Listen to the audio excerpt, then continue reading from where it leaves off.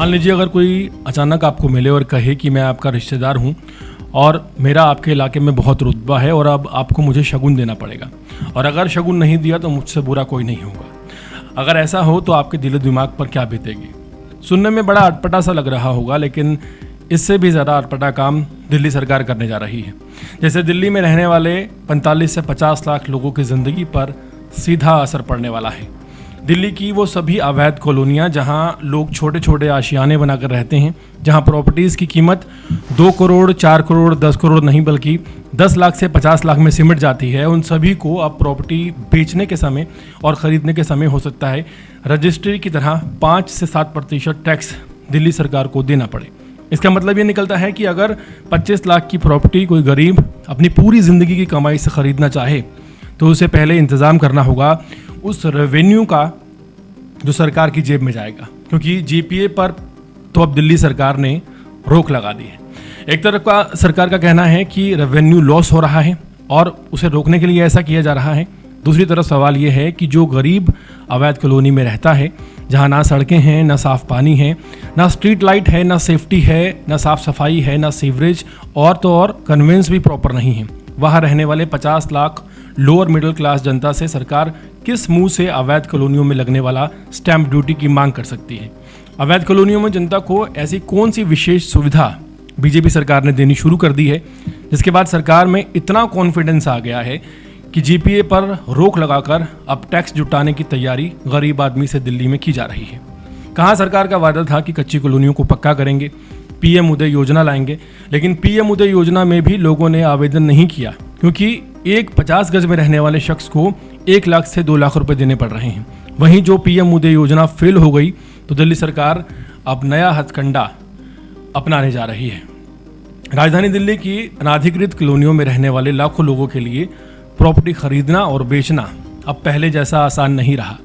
दिल्ली सरकार ने ऐसा फैसला लिया है जिससे अब सिर्फ general power of attorney GPA के सहारे मकान, फ्लैट, दुकान की खरीद फरोख्त करना बहुत ज़्यादा मुश्किल हो जाएगा। सरकार का कहना है कि इस कदम का मकसद स्टाम्प ड्यूटी की चोरी रोकना, फर्जीवाड़े पर लगाम लगाना और सरकारी राजस्व रेवेन्यू को सुरक्षित करना है।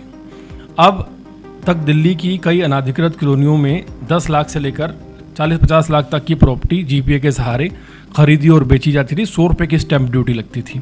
इससे सबसे बड़ी वजह यही रही कि रजिस्ट्री करने पर जहां लाखों रुपए की स्टैंप ड्यूटी और रजिस्ट्रेशन फीस देनी पड़ती है, वहीं जीपीए पर नाम मात्र की स्टैंप ड्यूटी देकर ही काम हो जाता था।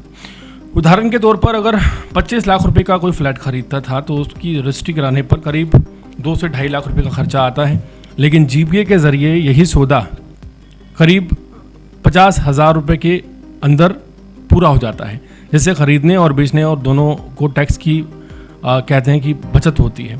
दिल्ली सरकार का मानना है कि ये तरीका सरकारी राजस्व को नुकसान पहुंचाता है और कई मामलों में ज़मीन और मकान से जुड़े विवाद, धोखाधड़ी और भू माफिया को भी बढ़ावा देता है। और दिल्ली सरकार के मुताबिक रेखा गुप्ता के निर्देश पर अब सभी सब रजिस्ट्रार को आदेश दिए गए हैं कि पंजीकरण के लिए आने वाले हर जीपीए दस्तावेज की जाँच की जाएगी। अब अधिकारी सबसे पहले ये देखेंगे कि जीपीए में पैसे के लेन देन का जिक्र तो नहीं है। ये भी जांच होगी कि क्या दस्तावेज में संपत्ति का कब्जा सौंपने की बात लिखी गई है, क्या जीपीए को अपरिवर्तनीय बनाया गया है और क्या उसमें संपत्ति को बेचने, ट्रांसफ़र करने, गिफ्ट करने या गिरवी रखने का अस्थायी अधिकार दिया गया है या नहीं। अगर इनमें से कोई भी बात सामने आती है तो मामला सामान्य जीपीए बिल्कुल भी नहीं माना जाएगा। दिल्ली सरकार ने एक और बड़ा बदलाव किया है। अब माता पिता, पति पत्नी, बेटा बेटी, भाई और बहन जैसे जो ब्लड रिलेशंस हैं, इसके अलावा किसी व्यक्ति के नाम जीपीए सीधे रजिस्टर नहीं होगी। ऐसे सभी मामलों को पहले कलेक्टर ऑफ स्टैम्प के पास भेजा जाएगा और वही तय करेंगे दस्तावेज सिर्फ सामान्य पावर ऑफ अटर्नी है या फिर ये असल में बिक्री पत्र, सेल डीड की तरह इस्तेमाल किए जा रहे हैं।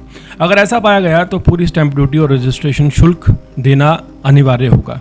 कलेक्टर ऑफ स्टैम्प को ऐसे मामलों का फैसला 30 दिन के अंदर करना होगा और ज़रूरत पड़ने पर ये समय अधिकतम 3 महीने तक बढ़ाया जा सकता है, लेकिन इसके लिए लिखित कारण देना होगा।